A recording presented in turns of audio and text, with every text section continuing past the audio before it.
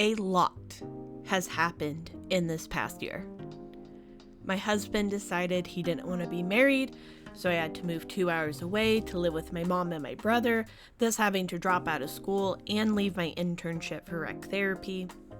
I had a strained relationship with my mom, who probably has a personality disorder, but she eventually passed away.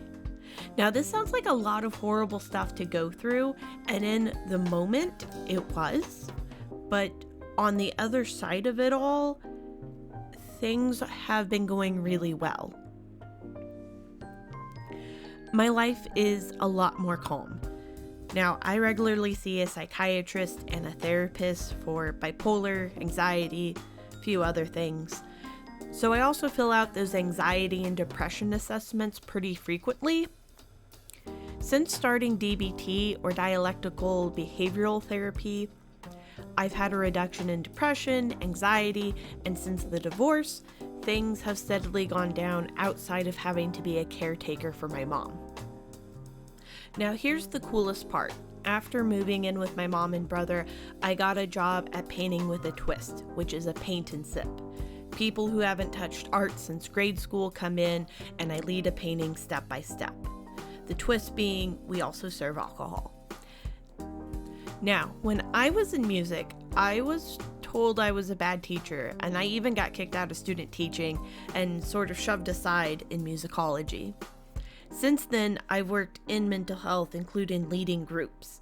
I've learned a lot about myself, and I've learned a lot of things that work for me. For example, I don't want to interrupt students when they're going on side tangents, but I worked in a psych facility, and sometimes I had clients with schizophrenia who would go on long word salad side tangents off through the woods. I got really good at saying, hold on to that thought, we'll come back to it. That experience, and being in art and in a more casual environment, it turns out I'm kind of good at teaching. With improved mental health, a more stable living environment, a job that I love, a super supportive boyfriend for good measure, I'm in a good place, and in a good place to make long-term decisions. It is much easier when coming from a place of calmness over a place of constant crisis or pressing deadlines. It also makes the process of creating art much more enjoyable when the constant pressure of this has to work out is removed. I have decided I want to teach art. Now, I have a bachelor's in music, so I could go an alternative route to music ed, but I don't really have the energy with fibromyalgia to be a band director or to teach little kids all day. I don't want to get an art ed degree for about the same reason. In order to teach college, you need a master's degree, and in studio art, it's an MFA, Master of Fine Art. So as I started looking around, I'm kind of close to the University of Arkansas. Their MFA includes a scholarship that covers all of your tuition, your own studio space, and an opportunity to teach undergraduate courses.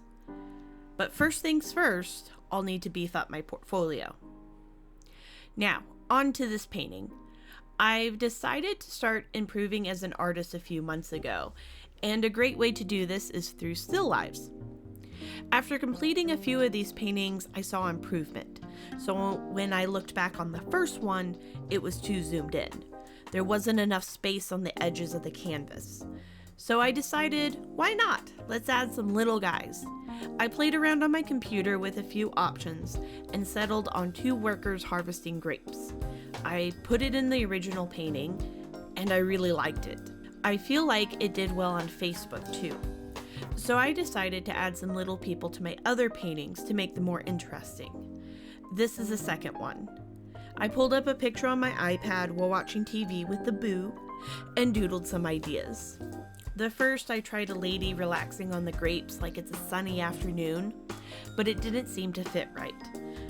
So then I tried a couple of guys going for a swim in the creamer dish and included some old-timey bathing suits.